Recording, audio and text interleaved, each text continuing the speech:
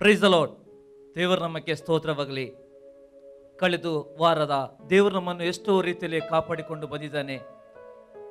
ಈ ಪರಿಶುದ್ಧ ದಿನದಲ್ಲಿ ನಾವು ಆತನನ್ನು ಆಗಬೇಕಾದರೆ ನಮ್ಮ ಜೀವಿತದಲ್ಲಿ ಕಳೆದಂಥ ದಿನಗಳನ್ನು ಜ್ಞಾಪಿಸಿಕೊಂಡು ನಾವು ಆತನಿಗೆ ಸ್ತೋತ್ರವನ್ನು ಸಲ್ಲಿಸಬೇಕು. ನಾವು ಸ್ತೋತ್ರ ಸಲ್ಲಿಸುವ ಮುಂಚೆ ದೇವರ ವಾಕ್ಯದಿಂದ ನಾವು ಉತ್ತೇಜನಗೊಳ್ಳುವ. ನಾವು ಕೀರ್ತನೆಗಾರನಾದ ದಾವೀದನ ಈ ಕೀರ್ತನೆ ಭಾಗದಲ್ಲಿ 34ನೇ ಅಧ್ಯಾಯದಲ್ಲಿ ನಾವು ನೋಡ್ತೇವೆ. ನಾನು ಯೆಹೋವನನ್ನು ಎಡಬಿಡದೆ ಕೊಂಡಾಡುವೆನು, ಆತನ ಸ್ತೋತ್ರವು ಯಾವಾಗಲೂ ನನ್ನ ಬಾಯಲ್ಲಿ ಇರುವುದು, ನನ್ನ ಮನಸ್ಸು ಯೆಹೋವನಲ್ಲಿ ಹಿಗ್ಗುತ್ತಿರುವುದು. ನಾವು ನೋಡ್ತೇವೆ ಈ ಕೀರ್ತನೆಗಾರನಾದ ದಾವೀದನು ಹೇಳ್ತಾನೆ, ನಾನು ಯೆಹೋವನನ್ನು ಎಡಬಿಡದೆ ಕೊಂಡಾಡುವೆನು. ನಾವು ನೋಡ್ತೇವೆ ಈ ಕೀರ್ತನೆ ಅವನು ರಚಿಸಿದ್ದು ಅಮಲೇಕರು ಅಂದ್ರೆ ದುಷ್ಟ ಜನರ ಮಧ್ಯದಲ್ಲಿ ಆತನು ಹುಚ್ಚನಂತೆ ರಚಿಸಿದಂತ ಈ ಕೀರ್ತನೆಗಾರನಾಗಿದ್ದಾನೆ. ನಾವು ನೋಡ್ತೇವೆ ಇಲ್ಲಿ ಇಂಥ ಕಷ್ಟ ಇಂಥ ಪರಿಸ್ಥಿತಿಯಲ್ಲೂ ಆತನು ಹೇಳ್ತಾನೆ, ನಾನು ಯೆಹೋವನನ್ನು ಎಡಬಿಡದೆ ಕೊಂಡಾಡುತ್ತೇನೆ, ಆತನ ಸ್ತೋತ್ರವು ನನ್ನ ಬಾಯಲ್ಲಿರುವುದು. ಹೌದು, ಯಾವುದೇ ಸನ್ನಿವೇಶಗಳು ಬಂದಿರಬಹುದು ಅಥವಾ ಯಾವುದೇ ಪರಿಸ್ಥಿತಿಗಳು ಆತನಲ್ಲಿ ಸಂಭವಿಸಬಹುದು. ಅಲ್ಲೇ ಅಮಲೇಕರು ಅಥವಾ ದುಷ್ಟ ಜನರ ಒಂದು ಮಧ್ಯದಲ್ಲಿ ಆತನು ಹೇಳ್ತಾನೆ, ನನ್ನ ಯೆಹೋವನನ್ನು ನಾನು ಕೊಂಡಾಡುತ್ತೇನೆ ಎಂಬುದು. ಅಲ್ಲಿ ಪುನಃ ಆತನು ಅಲ್ಲಿ 3ನೇ ವಾಕ್ಯದಲ್ಲಿ ಹೀಗೆ ಉಂಟು, ನನ್ನೊಡನೆ ಯೆಹೋವನನ್ನು ಕೊಂಡಾಡಿರಿ. ನಾವು ಒಟ್ಟಾಗಿ ಆತನ ಹೆಸರನ್ನು ಘನಪಡಿಸೋಣ. ಹೌದು ಪ್ರಿಯರೇ, ನಾವು ಯಾವಾಗ ಆ ಯೇಸು ಕ್ರಿಸ್ತನನ್ನು ಮನಪೂರ್ವಕವಾಗಿ ನಾವು ಸ್ತೋತ್ರವನ್ನು ಸಲ್ಲಿಸ್ತೇವೋ ಆಗ ದೇವರು ನಮ್ಮ ಮಧ್ಯದಲ್ಲಿ ಚಲಿಸ್ತಾನೆ. ದೇವರು ಈ ಸಬ್ಬತ್ ದಿನವನ್ನು, ಈ ಪರಿಶುದ್ಧ ದಿನವನ್ನು ಅಗಮ್ಯವಾಗಿ ಕೊಟ್ಟಿದ್ದಾನೆ. ನಾವು ಈ ದಾವೀದನು ಒಂದು ಅನೇಕ ಹೋರಾಟದ ಆ ಪರಿಸ್ಥಿತಿಯಲ್ಲಿ ಸಮಸ್ಯೆಯಲ್ಲಿರುವಾಗಲೂ ಆತನು ಹೇಳ್ತಾನೆ, ಆತನ ಸ್ತೋತ್ರ ನನ್ನ ಬಾಯಲ್ಲಿರುವುದು. ನಾವು ಯಾವಾಗ ದೇವರಿಗೆ ಸ್ತೋತ್ರ ಸಲ್ಲಿಸ್ತೇವೋ, ನಾವು ಯಾವಾಗ ದೇವರನ್ನು ಘನಪಡಿಸ್ತೇವೋ, ನಾವು ಯಾವಾಗ ದೇವರನ್ನು ಆರಾಧಿಸ್ತೇವೋ ಆಗ ದೇವರ ಕಾರ್ಯ, ದೇವರ ಅದ್ಭುತ, ದೇವರ ಸಂತೈಸುವಿಕೆಯನ್ನು ಕಾಣಲಿಕ್ಕೆ ಮಾತ್ರ ಸಾಧ್ಯ ಆಗಿರುವುದಾದರೆ ನಾವು ಈ ಸಮಯದಲ್ಲಿ ನಮ್ಮ ಕಣ್ಣುಗಳನ್ನು ಮುಚ್ಚಿಕೊಂಡು, ಹೌದು ದೇವರು ಮಾಡಿದ ಉಪಕಾರಗಳು, 1 ತಿಂಗಳು ನಮ್ಮನ್ನು ಕಾಪಾಡಿದೆ, ಹೋದ 1 ವಾರದಲ್ಲಿ ನಮ್ಮನ್ನು ಕಾಪಾಡಿಕೊಂಡು ಬಂದಿದೆ. ದೇವರ ಈ ದಿನದಲ್ಲಿ, ಈ ಪರಿಶುದ್ಧ ದಿನದಲ್ಲಿ ನಿನ್ನ ಆರಾಧಿಸುವ ಬೇಕಾದರೆ ನಮ್ಮ ಜೀವಿತವನ್ನು ಪರಿಪೂರ್ಣ ಆತನಿಗೆ ಒಪ್ಪಿಸಿಕೊಡೋಣ. ನಾವು ಪ್ರಾರ್ಥನೆ ಪೂರ್ವಕವಾಗಿ ನಾವು ಆರಾಧನೆಗೆ ಹೋಗೋ ಪ್ರಿಯರೇ. ಓ ಥ್ಯಾಂಕ್ ಯು ಗಾಡ್ ಜೀಸಸ್. ರಾಜನಿಗೆ ಸ್ತೋತ್ರ, ರಾಜನಿಗೆ ಸ್ತೋತ್ರ. ಸ್ವರ್ಗೆ ನಮ್ಮ ತಂದೆ ದೇವರೇ, ನಿಮಗೆ ಮಹಿಮುಂಟಾಗಲಿ. ಪವಿತ್ರಾತ್ಮನೇ ದೇವ, ನೀನು ಆ ದಾವೀದನ ಕೀರ್ತನೆಗಾರನಲ್ಲಿ ನೋಡ್ತೇವೆ. ಹೌದು, ಯಾವಾಗಲೂ ನಿನ್ನ ಸ್ತೋತ್ರ, ನೀನು ಮಾಡಿದ ಉಪಕಾರಗಳು, ನೀನು ಮಾಡಿದ ಒಳ್ಳೆಯ ಸಂಗತಿಗೋಸ್ಕರ ನಾವು ಸ್ತೋತ್ರವನ್ನು ಸಲ್ಲಿಸ್ತೇವೆ. ಯಾಕಂದ್ರೆ ನೀನು ಒಳ್ಳೆಯವನಾಗಿದ್ದಿ ಕರ್ತನಪ್ಪ, ನೀನು ಒಳ್ಳೆಯವನಾಗಿದ್ದಿ ದೇವ. ಈ ದಿನದಲ್ಲಿ ದೇವ, ಹೌದು ಸ್ವಾಮಿ, ನಿನ್ನ ಮಕ್ಕಳಾಗಿ ನಾವು ನಿನ್ನ ಆರಾಧಿಸ್ತಿರುವಾಗ ನಿನ್ನ ಮಹಿಮೆ ಇಳಿದು ಬರಲಿ, ನಿನ್ನ ಪ್ರಸನ್ನತೆ ಇಳಿದು ಬರಲಿ ದೇವ. ಇದನ್ನು ನೋಡುವಂತ ಪ್ರತಿಯೊಬ್ಬರ ಜೀವಿತದಲ್ಲೂ ಅದ್ಭುತ ಕಾರ್ಯಗಳು, ಪ್ರತಿಯೊಬ್ಬರ ಜೀವಿತದಲ್ಲೂ ಬಿಡುಗಡೆ, ಪ್ರತಿಯೊಬ್ಬರ ಜೀವಿತದಲ್ಲೂ ಸ್ವಾಮಿ ಹೌದು ಕರ್ತನಪ್ಪ ಆ ಮಹಿಮೆಯಿಂದ ನೀನು ತುಂಬಿಸಬೇಕಾಗಿ ನಾವು ಪ್ರಾರ್ಥಿಸಿಕೊಳ್ತೇವೆ ದೇವ. ಈ ಆರಾಧನೆಯು ದೇವ ನಿನ್ನ ಘನತೆ ತರುವುದಕ್ಕೋಸ್ಕರ, ನಿನ್ನ ಮಹಿಮೆ ತರುವುದಕ್ಕೋಸ್ಕರ ನಮ್ಮನ್ನು ನಡೆಸು, ನಮ್ಮನ್ನು ಆಶ್ರಿತ ಮಾಡು. ಪ್ರಾರಂಭದ ಕಾಣುತ್ತ ಎಲ್ಲವನ್ನು ನಿನ್ನ ಅಥಾರಿಟಿಯಲ್ಲಿ ಪವಿತ್ರಾತ್ಮನೇ ನಿನ್ನ ಚಿತ್ತದ ಪ್ರಕಾರ ನಮ್ಮ ನಡೆಸಿಕೊಂಡಬೇಕಾಗಿ ನಾವು ಪ್ರಾರ್ಥಿಸಿಕೊಳ್ತೇವೆ. ಯೇಸು ಕ್ರಿಸ್ತನ ಮುದ್ದಾದ ನಾಮದಲ್ಲಿ ಬೇಡಿ ಹೊಂದಿ ತಂದೆ, ಆಮೆನ್.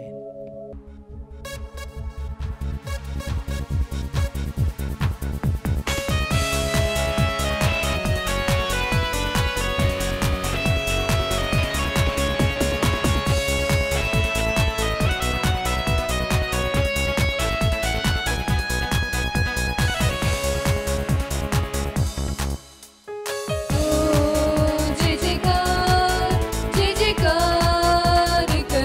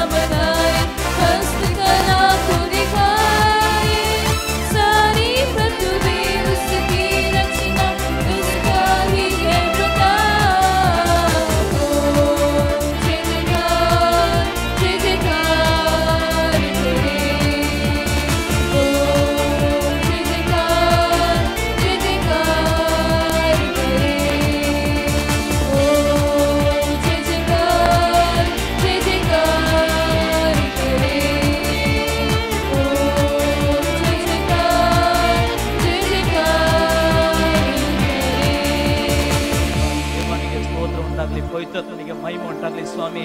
ದೇವರಾಜಾದಿ ರಾಜನು ನೀನದಕ್ಕಾಗಿ ಸ್ತೋತ್ರ, ದೇವ ಕರ್ತನೆ ಕರ್ತ ನಿನಗೆ ಅದಕ್ಕಾಗಿ ಸ್ತೋತ್ರ. ಪವಿತ್ರಾತ್ಮ ನಿನಗೆ ಮಹಿಮೆ ಸ್ವಾಮಿ, ನಿನಗೆ ಮಹಿಮೆ ಕರ್ತನೆಪ್ಪ ದೇವ, ನೀನೇ ರಾಜನು ಸ್ವಾಮಿ. Hallelujah hallelujah. ಓ ರಕ್ತನ Jesus Lord, hallelujah. Holy Jesus Lord, hallelujah.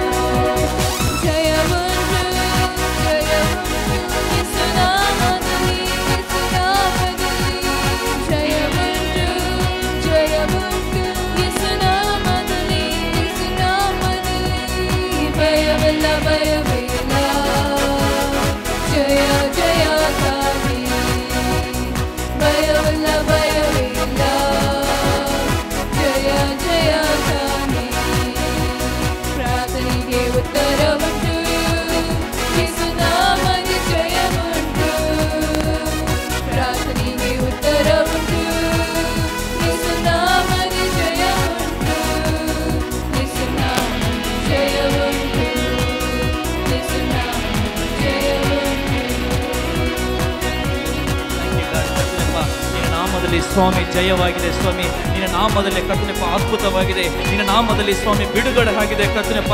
ದೇವ ಪ್ರತಿಯೊಬ್ಬರು ನೋಡುವಂತ ಜನರಲ್ಲಿ ಸ್ವಾಮಿ ದೇವ ಹೌದು ಕರ್ತನಪ್ಪ, ನಿನ್ನಲ್ಲಿ ಯಾರು ರಕ್ಷಿಸಲ್ಪಡ್ತಾರೋ, ನಿನ್ನಲ್ಲಿ ಯಾರು ಪ್ರಾರ್ಥನೆ ಮಾಡ್ತಾರೋ, ನಿನ್ನಲ್ಲಿ ಸ್ವಾಮಿ ಯಾರು ಕರ್ತನ ಮೊರೆ ಇಡ್ತಾರೋ ಅವರ ಜೀವಿತದಲ್ಲಿ ಅದ್ಭುತಗಳನ್ನು ಮಾಡುವಂತ ದೇವರೇ ನಿನಗೆ ಮಹಿಮೆ ಉಂಟಾಗಲಿ ಕರ್ತನಪ್ಪ. ದೇವ ಹೌದು ಸ್ವಾಮಿ, ನಾವೇನು ಬಯಸುತ್ತೇವೆ ಅದನ್ನು ಒದಗಿಸಿ ಕೊಡುವಂತ ದೇವರೇ ನಿನಗೆ ಮಹಿಮೆ. ದೇವ ಗ್ಲೋರಿ, ಪವಿತ್ರನಿಗೆ ಸ್ತೋತ್ರ ಸ್ತೋತ್ರ ಸ್ವಾಮಿ, ರಾಜನಿಗೆ ಸ್ತೋತ್ರ. Hallelujah. Holy Spirit Jesus Lord, hallelujah.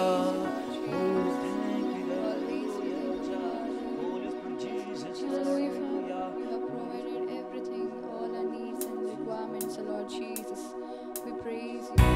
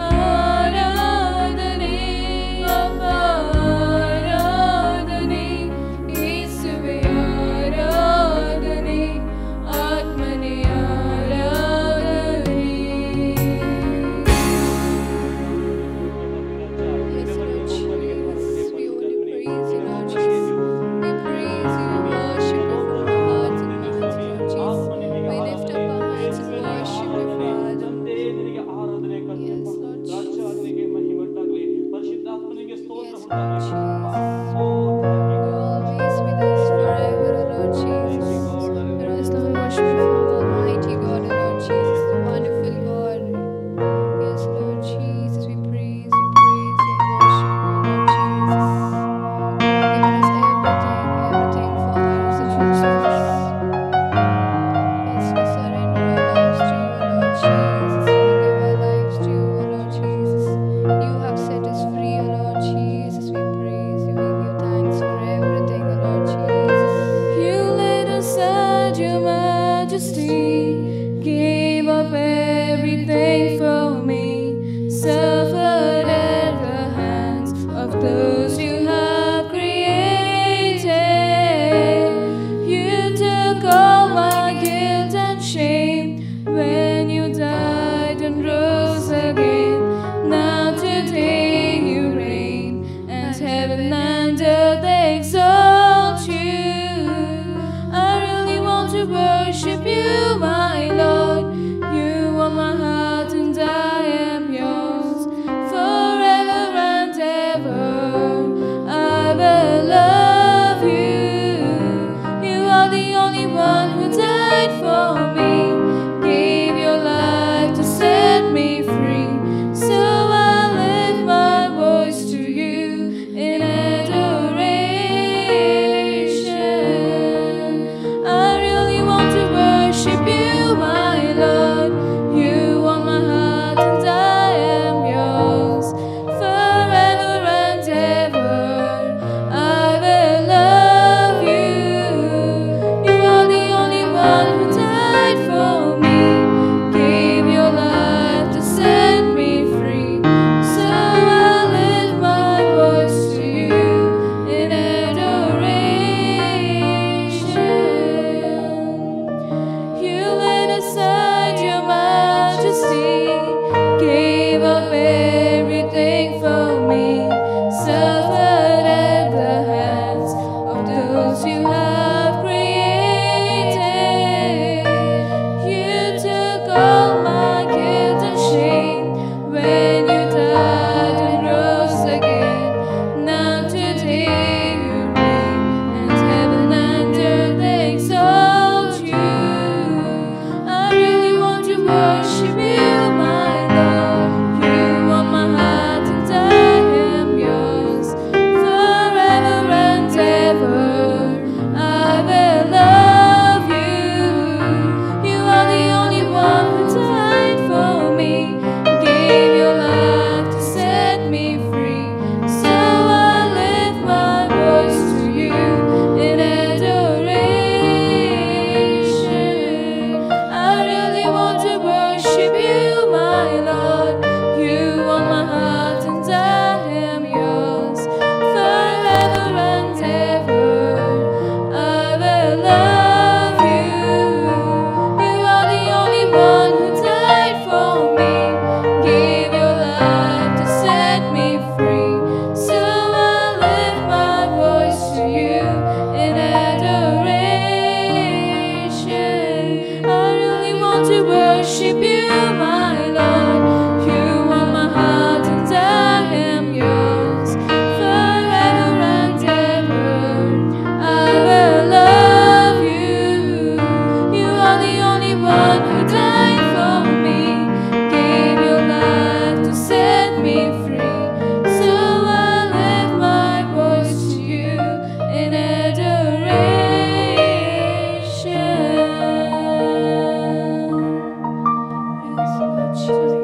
Thank you, Lord, for dying on the cross for my sins.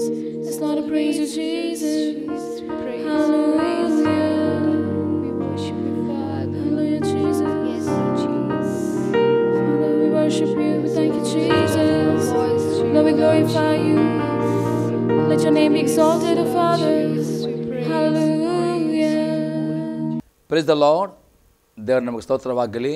ಇವತ್ತಿನ ಸಂದೇಶಕ್ಕೋಸ್ಕರವಾಗಿ ಕಣ್ಣು ಮುಚ್ಚಿಕೊಂಡು ಪ್ರಾರ್ಥನೆ ಮಾಡೋಣ. ಪರಲೋಕದಲ್ಲಿರುವ ತಂದೆ ದೇವರೇ, ಯೇಸು ಕ್ರಿಸ್ತನ ನಾಮದಲ್ಲಿ ನಾವು ನಿನ್ನ ಪಾದ ಸನ್ನಿಧಾನಕ್ಕೆ ನಾವು ಬಂದಿದ್ದೇವೆ. ನಾವು ಧ್ಯಾನ ಮಾಡಿದ ಸಂದೇಶವನ್ನು ನಿನ್ನ ಪವಿತ್ರಾತ್ಮದಲ್ಲಿ ಅಭಿಷೇಕಿಸು. ಪವಿತ್ರಾತ್ಮ ನಿನ್ನ ಸ್ವಾಗತಿಸ್ತೇನೆ. ನಮ್ಮ ಒಳ್ಳೆಯ ಬೋಧಕನಾಂತಕೊಂಡು ಇವತ್ತಿನ ಸಂದೇಶ ಮುಖಾಂತರ ಈ ಜನಸಂಗಡ ಮಾತನಾಡು ಪವಿತ್ರಾತ್ಮನೆ. ಈ ವಾಣಿ ಕೆಲವು ಪ್ರತಿಯೊಂದು ಆತ್ಮಕ್ಕೆ ಜೀವವನ್ನು ಪ್ರೋತ್ಸಾಹವನ್ನು ಭಕ್ತಿ ಅಭಿವೃದ್ಧಿಯನ್ನು ಉಂಟು ಮಾಡಬೇಕು ನಾನು ಬೇಡಿಕೊಳ್ಳುತ್ತೇನೆ ಯೇಸು ಕ್ರಿಸ್ತನ ನಾಮದಲ್ಲಿ ಆಮೇನ್. ಇವತ್ತಿನ ಧ್ಯಾನ ಮಾಡ್ತೇವೆ 2 ಕೊರಿಂಥಿಯದವರಿಗೆ ಬರೆದ ಪತ್ರಿಕೆ 2ನೇ ಅಧ್ಯಾಯದಲ್ಲಿ 11ನೇ ವಾಕ್ಯ. 2 ಕೊರಿಂಥಿಯನ್ ಚಾಪ್ಟರ್ 2 ವರ್ಸ್ 11. ಸೈತಾನನು ನಮ್ಮನ್ನು ವಂಚಿಸಿ ನಷ್ಟಪಡಿಸಬಾರದು, ಅವನ ಯೋಚನೆಗಳು ನಾವು ಅರಿಯದವರಲ್ಲವಲ್ಲ. ಅಪೊಸ್ತಲ ಪೌಲನು ಈ ಕೊರಿಂಥ ವಿಶ್ವಾಸ ಹೇಳ್ತಾನೆ, ಸೈತಾನನು ನಮ್ಮನ್ನು ವಂಚಿಸಿ ನಷ್ಟಪಡಿಸಬಾರದು, ಅವನ ಯೋಚನೆಗಳನ್ನು ನಾವು ಆಗದೆ. ಸೈತಾನನು ಪ್ರತಿಯೊಬ್ಬ ವಿಶ್ವಾಸನ ವಂಚಿಸ್ತಾನೆ. ಅದು ಹೇಗೆ ವಂಚಿಸ್ತಾನೆ? ಅವನ ವಂಚನೆಗೆ ನಾವು ಒಳಪಡದೆ ಯಾಕೆ ಎಚ್ಚರವಾಗಿರಬೇಕು. ಕೆಲವೊಂದು ಸಂಗತಿಗಳಲ್ಲಿ ನಾವು ವಿವರಣೆಗೆ ನಾನು ಹೇಳುತ್ತೇವೆ. ಮೊದಲನೇ ಸಂಗತಿ ಆಗಿದೆ, ಸೈತಾನನು ಪ್ರತಿಯೊಬ್ಬ ವಿಶ್ವಾಸಗಳು ಪಾಪವನ್ನು ಮಾಡಲಿಕ್ಕೆ ವಂಚಿಸ್ತಾನೆ. ಅದನ್ನು ಎಚ್ಚರವಾಗಿರಬೇಕು. ನಾವು ನೋಡ್ತೇವೆ ಜ್ಞಾನೋಕ್ತಿ ಪುಸ್ತಕ 1ನೇ ಅಧ್ಯಾಯದಲ್ಲಿ 10ನೇ ವಾಕ್ಯ. Proverbs chapter 1 verse 10. ಮಗನೇ, ಪಾಪಿಗಳು ದುಷ್ಪರಿಯನ್ನು ಮಾಡಿದರೆ ನೀನು ಒಪ್ಪಲೇಬೇಡ. ಇಲ್ಲಿ ಸೋಲ್ ಮಾಡ್ತಾನೆ, ಸೈತಾನನು ಪಾಪಿಗಳ ಮುಖಾಂತರ ಪಾಪವನ್ನು ಮಾಡಲಿಕ್ಕೆ ದುಷ್ಪರಿಣಾಮ ಮಾಡುವ ಎಂದಿಗೂ ಒಪ್ಪಬಾರದು ಪ್ರೇರೆ. ಇದು ಸೈತಾನನ ಕುಯ್ಯುತ್ತದೆ. ಅದಕ್ಕೆ ಅಪೊಸ್ತಲ ಹೇಳ್ತಾನೆ, ನೀವು ಅವಿಶ್ವಾಸಿಯೊಟ್ಟಿಗೆ ಇಜ್ಜೋಡಾಗಬಾರದು. ಅವಿಶ್ವಾಸಿಯೊಟ್ಟಿಗೆ ಕೆಲಸ ಮಾಡಬೇಕು, ಬಿಸ್ನೆಸ್ ಮಾಡಿ ನಿಮ್ಮ ಜೀವನ ಸಂಗತಿಯನ್ನು ಅವಿಶ್ವಾಸಿಯೊಟ್ಟಿನ ನೀವು ಸಿಲೆಕ್ಟ್ ಮಾಡಬಾರ್ದು. ಅಥವಾ ಪಾರ್ಟ್ನರ್ಶಿಪ್ ಹಾಕಿದ್ರೆ ಅವಿಶ್ವಾಸಿಗಳ ಮುಖ ಸೈತಾನಿಗೆ ಪಾಪ ಮಾಡಲಿಕ್ಕೆ ದುಷ್ಪರಿಣಾಮ ಕೊಡುವ ನೀವು ಅದಕ್ಕೆ ಒಪ್ಪಬಾರದು. ಈ ರೀತಿ ಪಾಪವನ್ನು ಎದುರಿಸುವವರ ಹೇಳಿದರೆ, ಪಾಪವನ್ನು ಮಾಡಿದರೆ ಸೈತಾನ ನಿಮಗೆ ಅವಿಶ್ವಾಸ ವಂಚಿಸಿದರೆ, ನೀವು ಪಾಪ ಮಾಡುವುದರೆ ಸೈತಾನ ನಿಮ್ಮ ಮೇಲೆ ಅಧಿಕಾರ ಸಿಗ್ತದೆ. ಮತ್ತು ಆತನು ಕಲ್ಲನ್ನು ಯೇಸು ಕ್ರಿಸ್ತನು ಯೋನ ಬರೆಸುವಾರ್ತೆ 10ನೇ ವಾಕ್ಯದಲ್ಲಿ ಹೀಗೆ ಹೇಳ್ತಾನೆ, ಕಲ್ಲನ್ನು ಬರುವುದು ಕದಿಯುವುದಕ್ಕೆ, ಕೊಯ್ಯುವುದಕ್ಕೆ, ಹಾಳು ಮಾಡಲಿಕ್ಕೆ ಬರ್ತೇನೆ, ಯಾವುದಕ್ಕೂ ಬರುವುದಿಲ್ಲ. ಅದು ನಾನಾದರೂ ನಿಮಗೆ ಜೀವವನ್ನು ಸಮೃದ್ಧಿ, ಅದು ಯೇಸು ಕ್ರಿಸ್ತನು ಮಾತ್ರ ಜೀವವನ್ನು ಸಮೃದ್ಧಿ ಆಶೀರ್ವಾದ ಕೊಡ್ತಾನೆ. ಅದು ಕಲ್ಲನ್ನು ಸೈತಾನ ಬರೋದು ಕದ್ದುಕೊಳ್ಳುವುದಕ್ಕೆ, ಹಾಳು ಮಾಡೋದಕ್ಕೆ, ಕೊಯ್ಯುವುದಕ್ಕೆ, ನಾಶ ಮಾಡಾಗುತ್ತೆ. ಆ ಸೈತಾನನು ನಿಮಗೆ ಕೊಟ್ಟ ನಿತ್ಯ ಜೀವವನ್ನು, ನಿಮಗೆ ಕೊಟ್ಟ ಆಶೀರ್ವಾದವನ್ನು ಕದ್ದುಕೊಳ್ಳಲಿಕ್ಕೆ ಅವನು ನಿಮಗೆ ವಂಚು ಆಗ್ತಾನೆ. ಏಕೆಂದರೆ ಅವಿಶ್ವಾಸಿಗಳ ಮುಖಾಂತರ ಪಾಪಕ್ಕೆ ದುಷ್ಪರಿಣಾಮ ಮಾಡುವಾಗ ನೀವು ಎಚ್ಚರವಾಗಿದ್ಕೊಂಡು ಆ ಒಳಪಡಬಾರದು ಎಂಬುದಾಗಿ ಇಲ್ಲಿ ಜ್ಞಾನೋಕ್ತಿಯಲ್ಲಿ ನಾವು ನೋಡ್ತೇವೆ. ಇನ್ನೊಂದು ಎಕ್ಸಾಂಪಲ್ ನಾವು ಹೊಸ ಅಂಶಕ್ಕೆ ನೋಡ್ತೇವೆ. ಮತ್ತೇನು ಬರೆಸುವಾರ್ತೆ 4ನೇ ಅಧ್ಯಾಯದಲ್ಲಿ 1ರಿಂದ 10ನೇ ವಾಕ್ಯ ತನಕ. Matthew chapter 4 verse 1 to 10. ಆಗ ಯೇಸು ಸೈತಾನನಿಂದ ಸೋಲಿಸಲ್ಪಡುವುದಕ್ಕಾಗಿ ಆತ್ಮನು ಆತನನ್ನು ಅಡವಿಗೆ ಒಯ್ದನು. ಅದು 40 ದಿವಸ ಹಗಲಿರುಳು ಉಪವಾಸವಿದ್ದ ತರುವಾಯ ಆತನಿಗೆ ಹಸಿವಾಯಿತು. ಆಗ ಆ ಶೋಧಕನು ಆತನ ಬಳಿಗೆ ಬಂದು, ನೀನು ದೇವರ ಮಗನಾಗಿದ್ದರೆ ಈ ಕಲ್ಲುಗಳು ರೊಟ್ಟಿಯಾಗುವಂತೆ ಅಪ್ಪಣೆ ಕೊಡು ಎಂದು ಹೇಳಲು, ಆತನು, ಮನುಷ್ಯನು ರೊಟ್ಟಿಯಿಂದ ಮಾತ್ರದಿಂದ ಬದುಕುವುದಿಲ್ಲ, ದೇವರ ಬಾಯಿಂದ ಹೊರಡುವ ಪ್ರತಿಯೊಂದು ಮಾತಿನಿಂದಲೂ ಬದುಕುವನು ಎಂದು ಬರೆದಿದೆ ಅಂದನು. ಇಲ್ಲಿ ನೋಡ್ತೇವೆ, ಯೇಸು ಕ್ರಿಸ್ತನಿಗೆ ಸೈತಾನನು ಪಾಪ ಮಾಡಲಿಕ್ಕೆ ವಂಚನೆ ಮಾಡಿ, ಅದು ಯೇಸು ಕ್ರಿಸ್ತನು ವಾಕ್ಯದ ಮುಖಾಂತರ ಅದನ್ನು ನೀವು ಸಹ ಪ್ರಿಯತು. ಯೇಸು ಕ್ರಿಸ್ತ 40 ದಿವಸ ಉಪವಾಸ ಪ್ರಾರ್ಥನೆ ಮಾಡುವಾಗ ಸೈತಾನ ಬಂದನು, ನೀನು 40 ದಿವಸ ಉಪವಾಸ ಪ್ರಾರ್ಥನೆ ಮಾಡಬೇಡ, ನೀನು ಬಂಡೆಯಿಂದ ರೊಟ್ಟಿ. ಅದು ಯೇಸು ಕ್ರಿಸ್ತನು ಸೈತಾನ ಹೇಳ್ತಾನೆ, ಮನುಷ್ಯನು ದೇವರ ಬಾಯಿಂದ ರೊಟ್ಟಿಯಿಂದ ಮಾತ್ರ ಬದುಕುವುದಿಲ್ಲ, ದೇವರ ಬಾಯಿಂದ ಹೊರಡುವ ಪ್ರತಿಯೊಂದು ಮಾತಿನ ಬದುಕುವನು ಎಂದು ಬರೆದಿದೆ ಅನ್ನೋವಾಗಿದೆ. ಸೈತಾನನು ನಿಮಗೆ ಶರೀರಾದ ಆಸೆ ಮುಖಾಂತರ ಪ್ರೇರಲ್ಲಿ ಬರುತ್ತಾನೆ, ಪಾಪವನ್ನು ಮಾಡಲಿ. ಈಗ ಯೇಸು ಕ್ರಿಸ್ತನಿಗೆ ಸೈತಾನ ಬಂದನು, ಅದು ಯೇಸು ಕ್ರಿಸ್ತನು ದೇವರ ವಾಕ್ಯ ಮುಖಾಂತರ ಸೈತಾನ. ಹಾಗೆ ರೀತಿ ಸೈತಾನನು ವಂಚಕನು. ಆತನು ನೀವು ದೇವರೊಟ್ಟಿಗೆ ಅನ್ಯತೆ ಇರುವುದನ್ನು ಇಷ್ಟಪಡದೆ ಪಾಪ ಮಾಡಿ ದೇವರ ಅನ್ಯತೆ ಕಳೆದುಕೊಳ್ಳಬೇಕು ಎಂಬುದಾಗಿ ಆತನು ನಿಮಗೆ ಪಾಪವನ್ನು ಮಾಡಲಿಕ್ಕೆ ವಂಚಿಸುವಾಗ, ಯೇಸು ಕ್ರಿಸ್ತನಾಗಿ ನೀವು ಪ್ರತಿಯೊಂದು ಆತನ ತರುವ ಶೋಧನೆಗೆ ವಾಕ್ಯದ ಮುಖಾಂತರ ಆತನ ಎದುರಿಸಿದ್ದರೆ ಮಾತ್ರವೇ ಆತ ನಿಮ್ಮನ್ನು ಬಿಟ್ಟು ಓಡಿ ಹೋಗ್ತಾನೆ.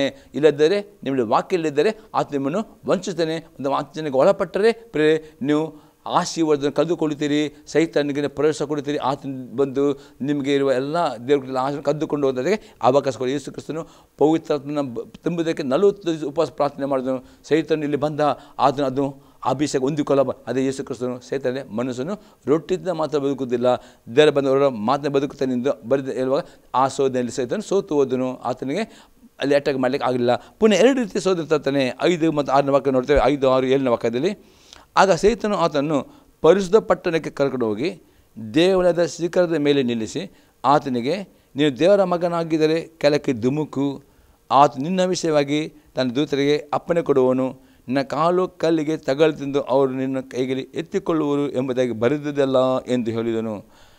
ಪ್ರೇರೆ ಸೈತಾನನು ಯೇಸು ಕ್ರಿಸ್ತನಿಗೆ ಕೀರ್ತನೆ 91:11 ವಾಕ್ಯ ತೆಗೆದುಕೊಂಡು ಬರ್ತಾನೆ. ಪ್ರೇರೆ ನೆನಪಿರಲಿ, ಇವತ್ತು ಅನೇಕ ಸುಳ್ಳು ಬೋಧನೆ, ಸುಳ್ಳು ಪ್ರವಾದಿಗಳು ತುಂಬ ಜಾಸ್ತಿ ಇದ್ದಾರೆ. ಅದಕ್ಕೆ ದೇವರ ವಾಕ್ಯದ ಮುಖಾಂತರ ಸೈತಾನನು 91:11 ವಾಕ್ಯ ತೆಗೆದುಕೊಂಡು ಯೇಸು ಕ್ರಿಸ್ತನಿಗೆ ಅತಿ ಉನ್ನತ ಶಿಖರದಿಂದ ಕೆಳಗೆ ದುಮುಕಲಿ ಹೇಳ್ತಾನೆ.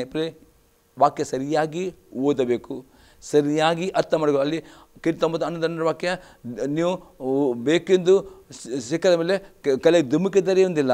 ಅಲ್ಲಿ ಹೇಳ್ತಾರೆ, ನೀವು ಹೋಗುವಾಗ ನಿಮ್ಮ ಕಾಲು ಕಲ್ಲಿಗೆ ತಗದೆ ಆತ ನಿಮ್ಮನ್ನು ಕೈಗೆ ಅಲ್ಲಿ. ಆದರೆ ಸೈತಾನ ಮಾಡ್ತಾನೆ, ಆ ವಾಕ್ಯವನ್ನು ತಿರುಗಿಸಿ ಹೇಳುತ್ತಾನೆ. ಅದಕ್ಕೆ ನೀವು ಜಾಗರೂಕರಾಗಬೇಕು ಪ್ರಿಯರೇ.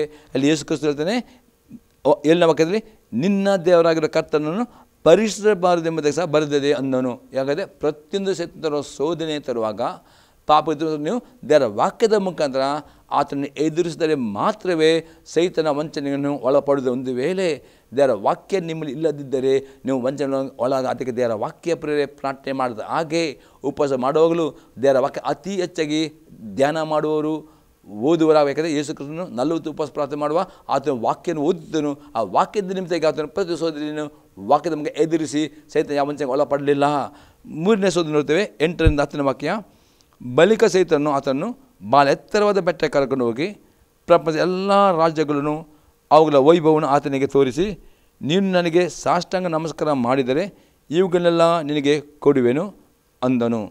ಯೇಸು ಅವನಿಗೆ, ಸೈತಾನನೇ, ನಿನ್ನ ತೊಳೆಗೆ ಹೋಗು, ನಿನ್ನ ದೇವರ ಕರ್ತನಿಗೆ ಅಡ್ಡ ಬಿದ್ದು ಆತನೊಬ್ಬಡನ್ನೇ ಆರಾಧಿಸಬೇಕೆಂಬುದಾಗಿ ಬರೆದಿದೆ ಎಂದು ಹೇಳಿದನು.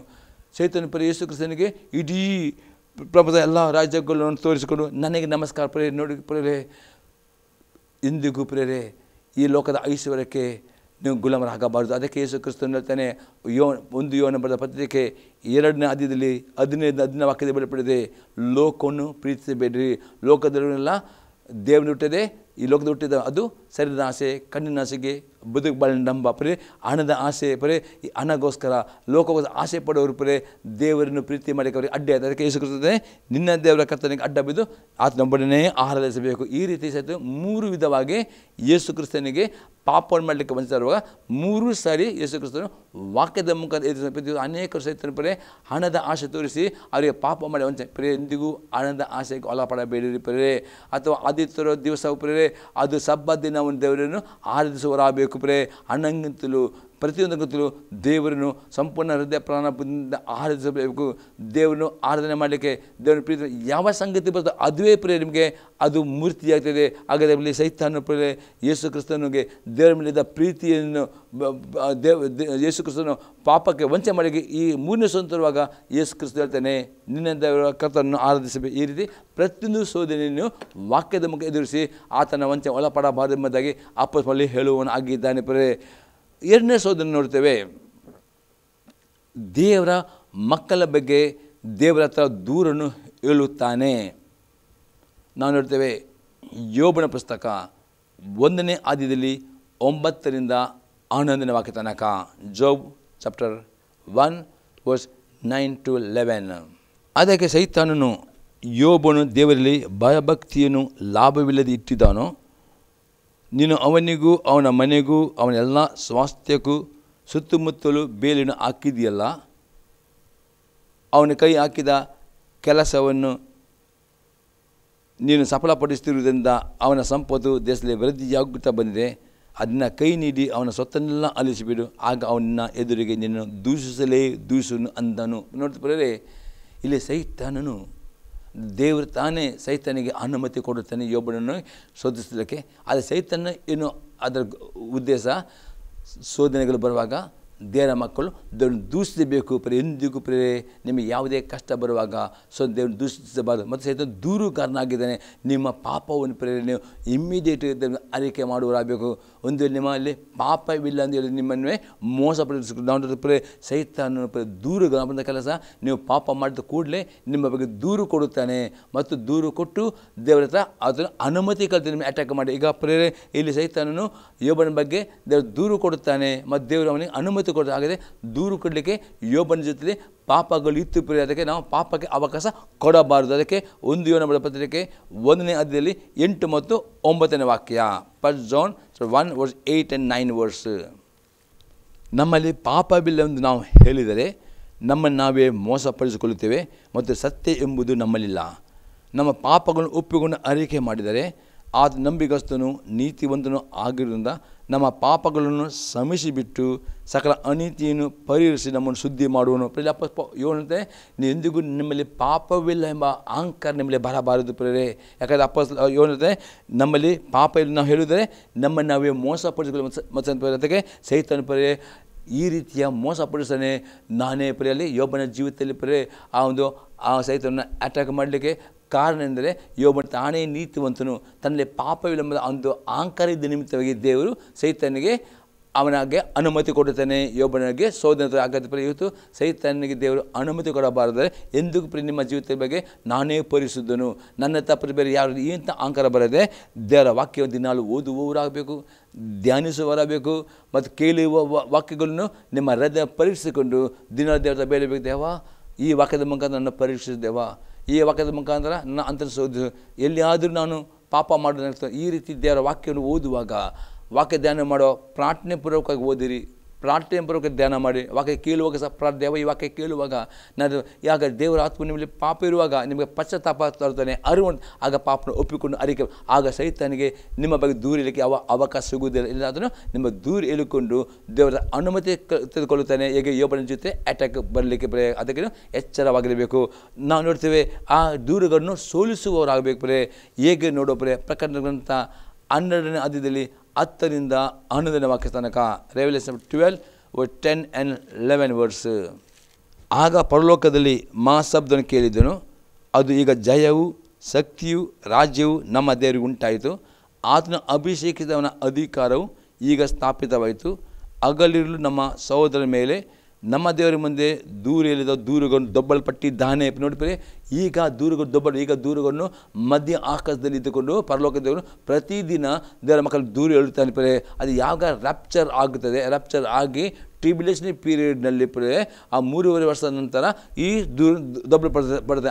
ಆಗ ಈಗ ದೂರುಗಳನ್ನು ಪರಲು ಆಗದೆ. ಅದಕ್ಕೋಸ್ಕರ ಸೈತಾನನು ನೀವು ಪಾಪ ಮಾಡಿದ ಕೂಡಲೇ ನೀವು ಪಾಪನ ಅರಿಕೆ ಮಾಡಿದರೆ ಇಮಿಡಿಯೇಟ್ ಹೋಗಿ ದೇವರ ದೂರ ಹೇಳ್ತಾನೆ. ದೂರ ಹೇಳಿಕೊಂಡು ದೇವರ ಹತ್ರ ಪರ್ಮಿಷನ್ ಪಡೆದುಕೊಳ್ತಾನೆ. ನಿಮ್ಮ ಜೀವಿತದಲ್ಲಿ ಕಷ್ಟ ಶೋಧನೆಗಳು ತರುವುದಕ್ಕೆ ಸೈತಾನನು ದೇವರ ಹತ್ರ ಪರ್ಮಿಷನ್ ಕೇಳಿಕೊಂಡು ಯೋಬನನ್ನು ಸೋದಕ್ಕೆ ಕಷ್ಟ. ಅದೇ ಸೈತಾನಿಗೆ ದೇವರ ಪರ್ಮಿಷನ್ ಕೊಡಬಾರದೆ.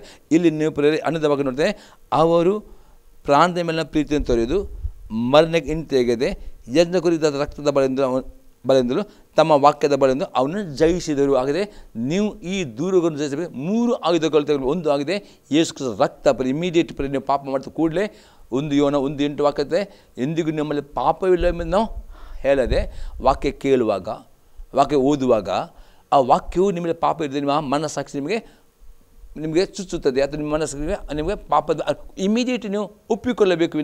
ನನ್ನಲ್ಲಿ ಪಾಪವಿಲ್ಲ, ನಾನು ಇದು ಮಧ್ಯೆ ಅಹಂಕಾರ ನಿಮಗೆ ಬರಬಾರದು.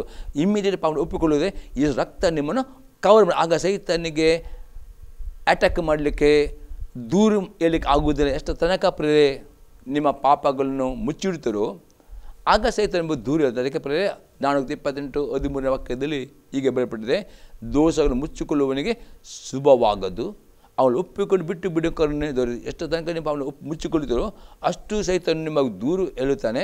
ಮತ್ತು ದೇವರದ ಅನುಮತಿ ನಿಮಗೆ ಕಷ್ಟ ಸಂಕಟ ಅದಕ್ಕೆ ನೀವು ಏನು ಮಾಡಬೇಕು, ಕೂಡಲೇ ನಿಮ್ಮ ಪಾಪ ಮಾಡಿ ಇಮಿಡಿಯೇಟ್ ದೇವರ ಹತ್ರ ಸಮಯ ಕಲಿದೇವ, ನನ್ನ ಶ್ರಮಿಸಿದೇವ, ಇನ್ನು ಮೇಲೆ ಪಾಪ ಮಾಡಲಿಕ್ಕೆ ನಿಮಗೆ ಬಿಡಬೇಡ ಎಂದು ಪ್ರಾರ್ಥನೆ ಮಾಡಿ ಸಮಯ ಕೊಡಿ. ಇಷ್ಟು ರಕ್ತ ಶುದ್ಧೀಕರಿಸ್ತದೆ. ಆ ರಕ್ತ ನಿಮ್ಮ ಮೇಲೆ ಇರುವಾಗ ಸೈತಾನ ಸೋತು ಹೋಗ್ತದೆ, ನಿಮ್ಮನ್ನು ಅಟ್ಯಾಕ್ ಮಾಡಲಿಕ್ಕೆ ಅವನಿಗೆ ಅವಕಾಶ ಸಿಗುತ್ತೆ. ಅದಕ್ಕೆ ಮೊದಲ ಆಯುಧ ಯೇಸು ರಕ್ತ.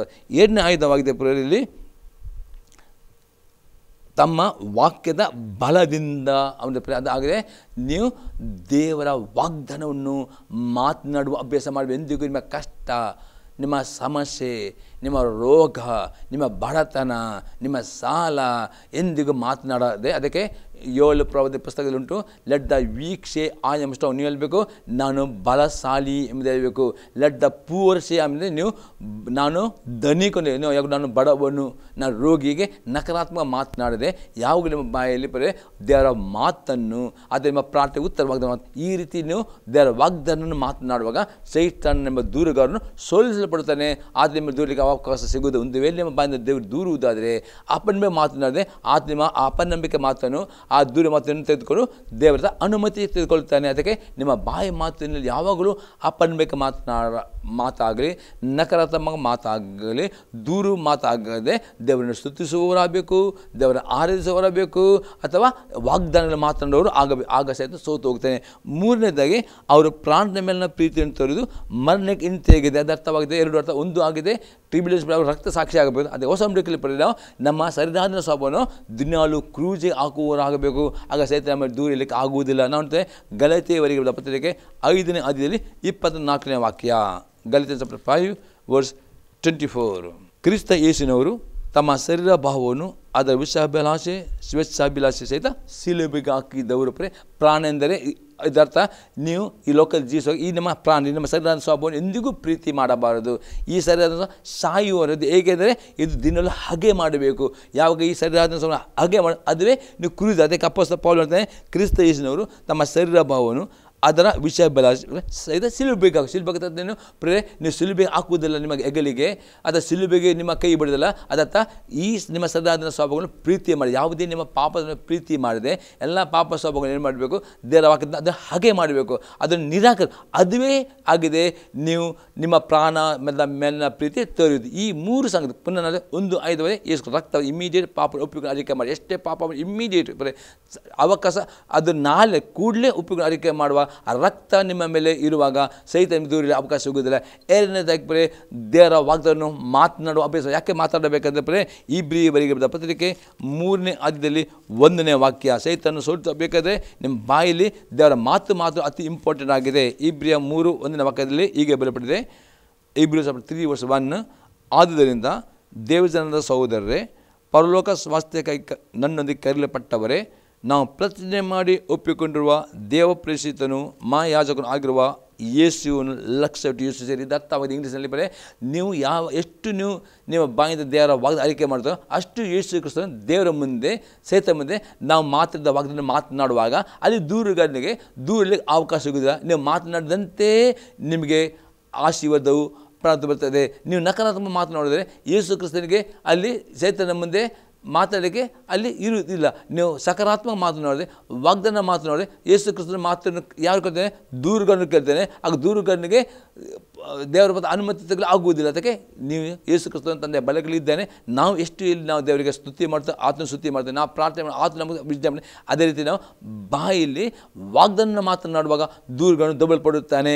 ಮೂರನೇ ಆಯುಧವಾಗಿದೆ ನಿಮ್ಮ ಪ್ರಾಣವನ್ನು ಪ್ರೀತಿ ಅಂದರೆ ನಿಮ್ಮ ಶರೀರವನ್ನು ಪ್ರೀತಿ ಮಾಡಬಾರ್ದು. ಅದು ಇನ್ನೂ ಹಾಗೆ ಈ ಮೂರು ಆಯುಧಗಳು ಸೈತನ ಯಾವ ವಂಚನೆಗೆ ಒಳಪಡುವುದಿಲ್ಲ, ಆತನ ಯಾವ ದೂರು ಅವನು ಸೋಲಿಸಲ್ಪಡುವುದು. ಈ ರೀತಿ ಸೈತನ ವಂಚನೆ ಒಳಗಾಗದಂತೆ ಈ ಆಯುಧಗಳನ್ನು ಉಪಯೋಗ ಮಾಡಿ ಸೈತನ ಸೋಲಿಸುವವರು ಆಗಬೇಕು ಎಂಬುದಾಗಿ ಅಪೊಸ್ತಲನು ಹೇಳ್ತಾನೆ.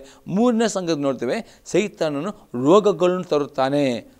ನಾವು ನೋಡ್ತೇವೆ ಯೋಬನ ಪುಸ್ತಕ 2ನೇ ಅಧ್ಯಾಯದಲ್ಲಿ 7ನೇ ವಾಕ್ಯ, ಜೋಬ್ ಚಾಪ್ಟರ್ 2:7. ಆಗ ಸೈತನನು ಯೆಹೋವನ ಸನ್ನಿಧಾನದ ಹೊರಟು ಯೋಬನ ಅಂಗಾಲು ಮೊದಲುಗೊಂಡು ನಡುನಿತ್ಯವರೆಗೂ ಕೆಟ್ಟ ಕುರುಗಳನ್ನು ಹುಟ್ಟಿಸಿ ಅವನನ್ನು ಬಾಧಿಸಿದನು. ನೋಡಿದ್ವಿ ಇಲ್ಲಿ ಅತಿ ಸೈತಾನನು ತಾನೇ ಅಂದರೆ ದೇವರ ಹತ್ರ ಅವನು ಅನುಮತಿ ಪಡೆದುಕೊಂಡು ನೋಡಿದ್ರೆ ರೋಗ ತರಲಿಕ್ಕೆ ಮತ್ತು ದೇವರು ನನಗೆ ಅನುಮತಿ ಕೊಟ್ಟನು ಪ್ರಾಣ ತೆಗೆಯಬೇಡ ಅಲ್ಲ. ಮತ್ತು ಅದಕ್ಕೆ ಅವನು ರೋಗ ತಂದು ಹಾಕಿದ್ರೆ ರೋಗಗೊಂಡು ತರುವುದು ಸೈತಾನಾಗಿದೆ. ಆದರೆ ಯಾಕೆ ದೇವರು ಅವನು ಅನುಮತಿ ಕೊಟ್ಟರು? ಕಾರಣ ಇಷ್ಟೇ ಪ್ರೇ, ಯಾವಾಗ ದೇವರು ಕೇಳುತ್ತೀರೋ ಓದುತ್ತೀರೋ ಅದು ಜ್ಞಾಪಕದಲ್ಲಿ ಇಡಬೇಕು, ಅದು ಮರ್ತು ಬಿಡಬೇಡಿ. ಯೋಬನು ಏನು ಮಾಡಿದ, ವಾಕ್ಯವನ್ನು ದೇವರು ಮಾತ್ರ ವಾಕ್ಯ ಕೇಳಿದ್ದ, ಆ ವಾಕ್ಯವನ್ನು ಅವನು ಮರೆತು ಬಿಟ್ಟ, ಅದಕ್ಕೆ ವಿಧೇಯನಾಗಲ್ಲ. ಅದಕ್ಕೆ ದೇವರು ಸೈತನಿಗೆ ಅನುಮತಿ ಕೊಟ್ಟು ಅವನಿಗೆ ರೋಗದ ಮುಖಾಂತರ ಅವನಿಗೆ ಅಟ್ಯಾಕ್ ಮಾಡಲಿಕ್ಕೆ. ಅದಕ್ಕೆ ನಾವು ನೋಡ್ತೇವೆ ಯೋಬನ ಪುಸ್ತಕ 33ನೇ ಅಧ್ಯಾಯದಲ್ಲಿ 14ರಿಂದ 19ನೇ ವಾಕ್ಯ ತನಕ, ಜೋಬ್ ಚಾಪ್ಟರ್ 33:14-19 ವರ್ಸ್. ದೇವರು ಮಾತನಾಡೋ ರೀತಿ ಒಂದುಂಟು, ಹೌದು ಎರಡುಂಟು. ಮನುಷ್ಯನಾದರೂ ಲಕ್ಷಿಸಿಲ್ಲ. ಮನುಷ್ಯರಿಗೆ ಗಾಢ ನಿದ್ರೆ ಉಂಟಾದಾಗಲೂ ಹಾಸಿಗೆ ಮೇಲೆ ಜಂಪು ಹತ್ತಿದಾಗಲೂ ಆತನ ಸ್ವಪ್ನದಲ್ಲಿ ರಾತ್ರಿಯ ಕನಸಲ್ಲಿ ಅವರ ಕಿವಿಯನ್ನು ತೆರೆದು ಅವರ ಶಿಕ್ಷಾ ವಚನವನ್ನು ಉಪದೇಶಿಸಿ ಅದಕ್ಕೆ ಮುದ್ರೆ ಹಾಕೊಂಡು. ಇಲ್ಲಿ ನೋಡ್ತೇವೆ ದೇವರು ಮಾತಾಡಿದ ಒಂದುಂಟು ಎರಡುಂಟು. ದೇವರು ಹೊಸ ನಂಬಿಕೆಯಲ್ಲಿ ದೇವರ ವಾಕ್ಯ ಓದುವಾಗ ನಿಮ್ಮಲ್ಲಿ ಮಾತನಾಡುತ್ತೆ. ದಿನಾಲು ದೇವರ ವಾಕ್ಯ ಓದುವವರು ಆಗ ಪ್ರಾರ್ಥನೆ ಮಾಡೋ ಮೊದಲು, ಪ್ರಾರ್ಥನೆ ಮಾಡುವ ಅನಂತರ, ಅದೇ ರೀತಿ ದೇವರು ನಮ್ಮ ಸಭೆಯಲ್ಲಿ ದೇವರ ಸೇವಕರ ಮುಖಾಂತರ ಮಾತನಾಡಿ, ಪ್ರವಾದ ಮುಖಾಂತರ ಮಾತನಾಡ್ತಾನೆ, ಬೈಬಲ್ ಸ್ಟಡಿ ಮುಖಾಂತರ ಸಂದ ಮುಖಾಂತರ ಮಾತನಾಡ್ತಾನೆ. ಮೂರನೇದಾಗಿ ಈ ಟಿ ವಿ ಮಾಧ್ಯಮ ಕೇಳುವಾಗ ದೇವರು ಮಾತನಾಡುತ್ತಾನೆ. ನಾಲ್ಕನೇದಾಗಿ ಕೆಲವು ಸಲ, ಎಲ್ಲರಿಗೆಲ್ಲ ಕೆಲವು ಸಲ ಈ ಯೋಬನಿಗೆ ದೇವರು ಒಂದು ಅಲ್ಲ ಎರಡು ಅಲ್ಲ ಮತ್ತು ದೇವರು ಮಾತಾಡೋದು ರಾತ್ರಿ ಗಾಢನಿದ್ದೆ ಬರುವಾಗ ಕೆಲವರಿಗೆ ಕನಸಿನಲ್ಲಿಯೂ ಮಾತಾಡದೆ, ಎಲ್ಲರಿಗೂ ಕನಸಲ್ಲೇ ಬರಬೇಕು ಕಾಯುವುದಲ್ಲ. ಈಗ ಹೊಸ ನಂಬಿಕೆ ದೇವರು ವಾಕ್ಯದ ಮುಖಾಂತರ ಮಾತನಾಡ್ತಾನೆ. ಒಂದು ದಿನದಲ್ಲಿ ವಾಕ್ಯ ಓದುವಾಗ ತಪ್ಪಿದರೆ ನಿಮ್ಮ ಸಭೆಯಲ್ಲಿ ಅಥವಾ ಈ ಟಿ ವಿ ಮಾತನ್ನು ಕೇಳಿ ಅದನ್ನು ಧ್ಯಾನ ಮಾಡಬೇಕು, ಪ್ರಾರ್ಥನೆ ಮಾಡಿದ್ರು. ದೇವರಾತ್ಮ ಇದು ವಾಕ್ಯ ಮುಖಾಂತರ ಇಲ್ಲಿ ಮಾತನಾಡು, ಇದು ವಾಕ್ಯದಲ್ಲಿ ನಿಮ್ಮ ಸೋದ, ಆಗ ಆ ವಾಕ್ಯ ಶೋಧಿಸಿ ಅದೇ ನಿಮ್ಮಲ್ಲಿ ಪಾಪ ಇದ್ದರೆ, ಅವಿಧೇಯತೆ ಇದ್ದರೆ ಅದನ್ನು ಪಾಪವನ್ನು ಅರಿಕೆ ಮಾಡಬೇಕು, ಬಿಟ್ಟು ಬಿಡಬೇಕು, ಅದಕ್ಕೆ ವಿಧೇಯರಾಗಬೇಕು. ವಿಧೇಯರಾಗುವುದರೆ ನಿಮಗೆ ಶಿಕ್ಷೆ ಬರುವುದಿಲ್ಲ. ದೇವರು ಸಹಿತ ಅವಿಧೇಯರಾದರೆ ಮಾತ್ರವೇ ಇಲ್ಲಿ ಏನಾಯ್ತು, ದೇವರು ಯೋಬನ ಒಂದಲ್ಲ ಎರಡರಲ್ಲ ಯೋಬನ ಕನಸಲ್ಲಿ ಮಾತನಾಡಿದ. ಈ ಕನಸಲ್ಲಿ ಮಾತಾಡಿದ ನಂತರ ಯೋಬನಿಗೆ ಏನು ಚಾಯ್ಸ್ ಕೊಡಲ್ಪಟ್ಟಿತ್ತು, ಆರಿಸುವಿಕೆ. ಯೋಬನು ಆ ಮಾತಿಗೆ ವಿಧೇಯರಾಗಬೇಕಿತ್ತು. ಅವನು ಮಾಡಿದ ಆ ಕನಸಲ್ಲಿ ಮಾತಾಡಿದ ಮಾತಿಗೆ ಅವಿಧೇಯನ ನಿಮಿತ್ತಾಗಿ ಅವನಿಗೆ ಶಿಕ್ಷೆ ದೇವರು ಕೊಟ್ಟನು. ಹಾಗಾದರೆ ಇವತ್ತು ನಿಮ್ಮ ಜೀವಿತದಲ್ಲಿ ಸೈತನ್ನು ರೋಗಗಳು ತೋರು ಸೈತನಾಗಿದೆ ದೇವರಲ್ಲ. ಅದು ಯಾವಾಗ ನೀವು ಪಾಪವನ್ನು ಮಾಡುತ್ತೇವೆ, ಅವನು ಪಾಪ ಮಾಡಲಿಕ್ಕೆ ಅವನು ವಂಚಿಸಿ, ಆ ಪಾಪ ಮಾಡುವಾಗ ಆ ಪಾಪವನ್ನು ಒಪ್ಪಿಕೊಂಡು ಅರಿಕೆ ಮಾಡಿದೆ, ಆ ಪಾಪಕ್ಕೆ ದಾಸರಾಗುವುದರೆ ಸೈತನು ದೂರುಗಾರನ ಹಾಕ್ಕೊಂಡು ದೇವರ ಥರ ಅನುಮತಿ ಕೇಳಿಕೊಂಡು ಅವನು ನಿಮ್ಮನ್ನು ಇಲ್ಲಿ ನೋಡ್ತೇವೆ ಯೋಬನಿಗೆ ಅಟ್ಯಾಕ್ ಮಾಡಲಿಕ್ಕೆ ಅವತ್ತು ಅನುಮತಿಗಳು ಅವನಿಗೆ ರೋಗದ ಅಟ್ಯಾಕ್ ಮಾಡಿದ್ದನು. ಅದಕ್ಕಲ್ಲಿ 17ರಿಂದ 19 ವಾಕ್ಯ ನೋಡ್ತೇವೆ. ಹೀಗೆ ಮನುಷ್ಯನು ಅವನ ದುಷ್ಕಾರ್ಯದಿಂದ ತಪ್ಪಿಸುವನು, ಮಾನವನಿಗೆ ಗರ್ವವನ್ನು ಮರೆ ಮಾಡುವನು, ಅವನ ಆತ್ಮನು ಅಧೋಲೋಕಕ್ಕೆ ಬೀಳದಂತೆ ತಡೆದು ಅವನ ಜೀವವನ್ನು ದೈವವಾಸ್ತದಿಂದ ಅಳಿದು ಹೋಗದಾಗೆ ನಿಲ್ಲಿಸುವನು. ಇದಲ್ಲದೆ ಸಂಕಟದಿಂದಲೂ ನಿತ್ಯವಾದ ಅಸ್ಥಿಪೀಠದಿಂದಲೂ ಮನುಷ್ಯನು ಹಾಸಿಗೆ ಮೇಲೆ ಪಡುವನು. ಯಾಕೆ ಇಲ್ಲಿ ಯೋಬನಿಗೆ ಆ ಒಂದು ರೋಗ ಹೋಗಲಿಕ್ಕೆ ಕಾರಣ ಎಂದರೆ ದೇವರು ಯೋಬನನ್ನು ಪ್ರೀತಿ ಮಾಡುತ್ತಿದ್ದನು. ಯೇಸು ಕ್ರಿಸ್ತ ನಂಬಿಕೆಟ್ಟ ಪ್ರತಿಯೊಬ್ಬ ದೇವರು ಯೇಸು ನಂಬಿಕೆಟ್ಟ ಮುಖಾಂತರ ಅದರ ನೀವೆಲ್ಲರೂ ನೀತಿವಂತರಾಗಿದ್ದೀರಿ. ಯಾರೆಲ್ಲ ಯೇಸು ನಂಬಿಕೆಟ್ಟಿದ್ದರೋ ಆತನನ್ನು ಕರ್ತೊಂಡಂಗೆ ಕ್ರಮ ನೀಲಿ ಮುಳುಗಿಸಿಕೊಂಡಿದ್ದರೋ ಅವರೆಲ್ಲ ಮೇಲೆ ದೇವರು ಪವಿತ್ರ ಮುಖಾಂತರ ನಿತ್ಯ ಮುದ್ರೆ ಹಾಕಿದ್ದಾನೆ. ಈ ಮುದ್ರೆ ಪ್ರತಿಯೊಂದು ವಿಶ್ವಾಸಿಯನ್ನು ದೇವರು ಪರಲೋಕದ ಹೋಗುತ್ತಾನೆ, ಅವ್ರನ್ನ ಯಾರನ್ನೂ ಕೈ ಬಿಡುವುದಿಲ್ಲ.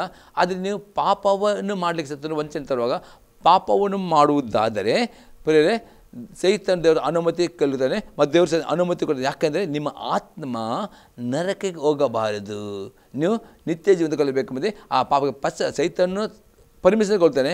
ಆ ದೇವರ ಉದ್ದೇಶ ನೀವು ಹಾಳು ಮಾಡಲಿಕ್ಕಲ್ಲ. ಆ ಸೈತಾನಿಗೆ ರೋಗಗಳು ಬರುವಾಗ, ಕಷ್ಟ ಬರುವಾಗ ನೀವು ಅದರಲ್ಲಿ ದೇವರ ಹತ್ತಿರ ಬರಬೇಕು. ಡಾಕ್ಟರ್ ಮೆಡಿಸಿನ್ ಮಾಡಿ ಅದರಲ್ಲಿ ಡಿಪೆಂಡ್ ಅಲ್ಲ.